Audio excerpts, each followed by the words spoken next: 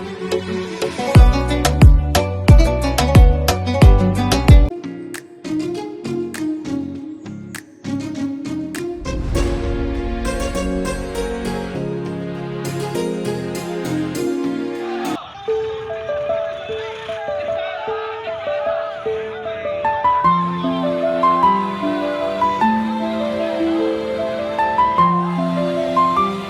ಸರ್ಕಾರ ಬೆಲೆ ಏರಿಕೆ ಜಾಸ್ತಿ ಮಾಡ್ತಾ ಇದ್ದು ಜನರ ಮೇಲೆ ಬರೆ ಆಗ್ತಾ ಇರತಕ್ಕಂಥ ಕೆಲಸ ತಾವೆಲ್ಲರೂ ಕೂಡ ಗಮನಿಸ್ತಾ ಇದ್ದೀರಾ.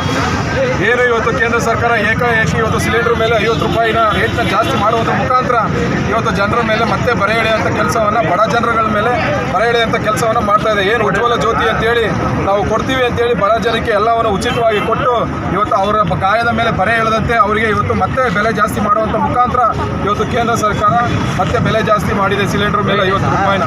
ಇದ್ರ ಜೊತೆಗೆ ನಮ್ಮ ರಾಜ್ಯದಿಂದ ಕುಮಾರಣ್ಣ ಅಂತ ಹೆಸರು ಪಡೆದಿದ್ದಂಥ ಕುಮಾರಣ್ಣ ಅವರು ಇವತ್ತು ಬೃಹತ್ ಕೈಗಾರಿಕಾ ಇಲಾಖೆಯಲ್ಲಿ ವಹಿಸ್ಕೊಂಡಿರ್ತಕ್ಕಂಥವ್ರು ಇವತ್ತು ಮತ್ತೆ ಅವರು ಕೂಡ ತನಗೆ 6,000 ರೂಪಾಯಿನ ಜಾಸ್ತಿ ಮಾಡೋದ್ರ ಮುಖಾಂತರ ಅವರು ಕೂಡ ಜನರ ಕರ್ನಾಟಕ ಜನ ಇಡೀ ರಾಜ್ಯ ದೇಶದಾದ್ಯಂತ ಇವತ್ತು 6,000 ರೂಪಾಯಿನ ಜಾಸ್ತಿ ಮಾಡಿದ್ದಾರೆ. ಇದ್ರ ಜೊತೆಗೆ ಸಿಮೆಂಟ್ಗೆ 50 ರೂಪಾಯಿನ ಜಾಸ್ತಿ ಮಾಡಿದ್ದಾರೆ.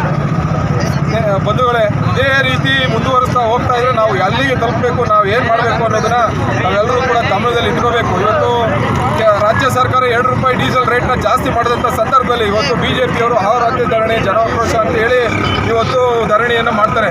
ಇವತ್ತು ಈಗ ಕೇಂದ್ರ ಸರ್ಕಾರ ಮಾಡಿರೋದಕ್ಕೆ ಏನು ಮಾಡ್ತಾರೆ ಅಶೋಕ್ ಅವರು ಮತ್ತು ವಿಜೇಂದ್ರ ಅವರು ಅಂತೇಳಿ ಈ ಕೂಡಲೇ ಅವರು ಉತ್ತರವನ್ನು ಕೊಡಬೇಕು. ಈ ಕೂಡಲೇ ಅವರು ಕೇಂದ್ರ ಸರ್ಕಾರದ ವಿರುದ್ಧ ಮಾತಾಡಬೇಕು. ಇಲ್ಲಿಂದ ಆಯ್ಕೆ ಆಗಿರ್ತಕ್ಕಂಥ ಸಂಸದರು ಯಾವುದೇ ಥರವಾದಂಥ ಒಂದು ತುಟಿಯನ್ನು ಬಿಚ್ಚದೆ ಒಂದು ಮೂಕ ಅಭಿನಯ ಥರ ಹೋಗೋದು ಬರೋದು ಮಾಡ್ತಾ ಇದ್ದಾರೆ. ಇದೇ ರೀತಿ ಆಯಿತು ಅಂತ ಹೇಳಿದ್ರೆ ಜನ ಆಕ್ರೋಶ ಬಿಜೆಪಿಯವ್ರು ಮಾಡ್ತಕ್ಕಂಥದ್ದೆಲ್ಲ, ಜನರ ಆಕ್ರೋಶ ಸತ್ಯವಾಗಿ ತಮ್ಮ ಮೇಲೆ ಬಿಜೆಪಿ ಕೇಂದ್ರ ಸರ್ಕಾರದ ಮೇಲೆ ಬರ್ತದೆ ಅಂತ ನಾನು ತಿಳಿಸ್ಲಿಕ್ಕೆ ಇಚ್ಛಪಡ್ತೀನಿ. ಹಾಗೆ ಇವತ್ತು ಏನು ಬೃಹತ್ ಒಂದು ಪ್ರತಿಭಟನೆಯನ್ನು ಮಾಡಿರ್ತಕ್ಕಂಥ ಕನಕಪುರ ವಿಧಾನಸಭಾ ಯುವ ಕಾಂಗ್ರೆಸ್ ವತಿಯಿಂದ ಬಂದಿರತಕ್ಕಂಥ ಎಲ್ಲರಿಗೂ ಕೂಡ ಧನ್ಯವಾದ ತಿಳಿಸ್ತಾ, ಈಗೇನು ಬಿಜೆಪಿಯವ್ರಿಗೆ ನಾವು ಒಂದು ಸಂದೇಶವನ್ನು ಕೊಡ್ತಾ ಇದ್ದೀವಿ, ಈ ಕೂಡಲೇ ತಾವು ಬೆಲೆ ಏರಿಕೆ ನಾವು ಮಾಡಿರ್ತಕ್ಕಂಥ ಹಿಂಪಡಿಬೇಕು, ಇಲ್ಲದೆ ಹೋದರೆ ಇಡೀ ರಾಜ್ಯಾದ್ಯಂತ ನಾವು ಈ ಪ್ರತಿಭಟನೆಯನ್ನು ಮಾಡ್ತೀವಿ ಅನ್ನೋ ಮುಖಾಂತರ ಈ ಒಂದು ಸಂದೇಶವನ್ನು ಯುವ ಕಾಂಗ್ರೆಸ್ ಮುಖಾಂತರ ಕೊಡ್ತಾ ಇದ್ದೀವಿ.